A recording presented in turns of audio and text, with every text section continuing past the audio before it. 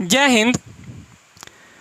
आज class 11th का जो केमिस्ट्री बुक होता है उसके सिलेबस के बारे में डिस्कशन करते हैं कि क्या सिलेबस होता है, क्योंकि किसी भी एग्ज़ाम का प्रिपरेशन करने से पहले, तैयारी करने से पहले उसका सिलेबस पता होना बहुत ही ज़रूरी है।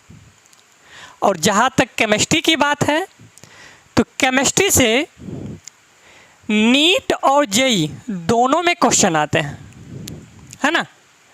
अगर केमिस्ट्री को बांटेंगे तो ये 3 टाइप्स में बटेंगे। केमिस्ट्री 3 भाग में बट सकता है।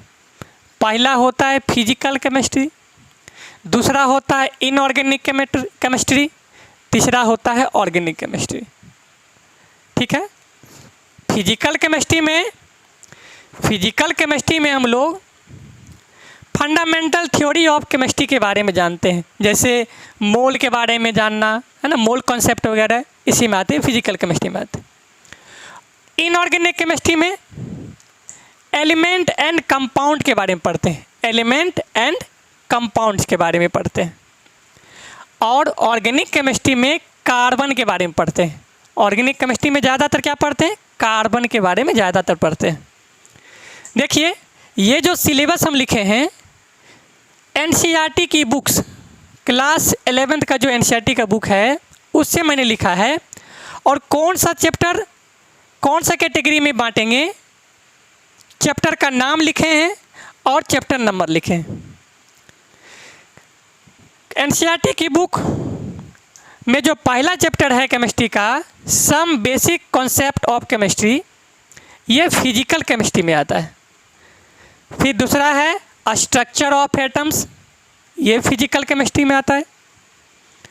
फिर 5 नंबर एनसीईआरटी की बुक का 5 नंबर जो एक्सरसाइज है, चैप्टर है स्टेट्स ऑफ मैटर, ये फिजिकल केमिस्ट्री का ही पार्ट है। फिर केमिकल थर्मोडायनेमिक्स,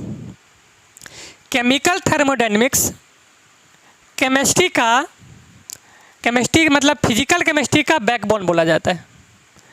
इसीलिए केमिकल थर्मोडायनेमिक्स को बहुत ही अच्छा से पढ़ना चाहिए, जिससे नीट और जेईई में भी अच्छा खासा क्वेश्चन आ जाता है। फिर अगला है इक्विलिब्रियम, फिर 8 नंबर में रिडॉक्स रिएक्शन। इनऑर्गेनिक केमिस्ट्री में चैप्टर 3 आता है। एनसीईआरटी बुक का चैप्टर 3 नंबर में है classification of element and periodicity. ये जो है क्लासिफिकेशन ऑफ एलिमेंट, ये इनऑर्गेनिक केमिस्ट्री में आते हैं। फिर है chapter 4 number chemical bonding and molecular structure, ये भी इनऑर्गेनिक केमिस्ट्री में आते हैं। फिर चैप्टर 9 हाइड्रोजन, फिर 10 एस ब्लॉक एलिमेंट्स, फिर पी ब्लॉक एलिमेंट्स, फिर इन्वायरमेंट केमिस्ट्री, ये सारे के सारे इनऑर्गेनिक केमिस्ट्री में आते हैं, है ना। ये चैप्टर का नाम है और चैप्टर नंबर दिया गया है। फिर ऑर्गेनिक केमिस्ट्री की बात करते हैं। ऑर्गेनिक केमिस्ट्री में chapter number 12 organic chemistry some basic principle and techniques. Chapter number 12 जो है एनसीईआरटी में organic chemistry some basic principles and techniques, ये ऑर्गेनिक केमिस्ट्री का पार्ट है। फिर 13 नंबर हाइड्रोकार्बन्स जो है ऑर्गेनिक केमिस्ट्री में आते हैं। ठीक है, हाइड्रोकार्बन्स ऑर्गेनिक केमिस्ट्री में आते हैं। इस सिलेबस को अलग अलग कैटेगरी में हम लोग बांट लिए हैं। जब आप पढ़ेंगे तो पता चलेगा कि कौन सा फिजिकल केमिस्ट्री है, कौन सा इनऑर्गेनिक केमिस्ट्री है और कौन सा ऑर्गेनिक केमिस्ट्री है। इसको बारी बारी से हम लोग शुरू से फिजिकल केमिस्ट्री से शुरू करेंगे और ऑर्गेनिक केमिस्ट्री तक पढ़ेंगे, है ना। डिटेल से जानेंगे, थ्योरी जानेंगे, फिर उस पे आधारित क्वेश्चन, जैसे फिजिक्स का अभी हम लोग पढ़ रहे हैं, बहुत सारे क्वेश्चन, न्यूमेरिकल क्वेश्चन सॉल्व कर रहे हैं।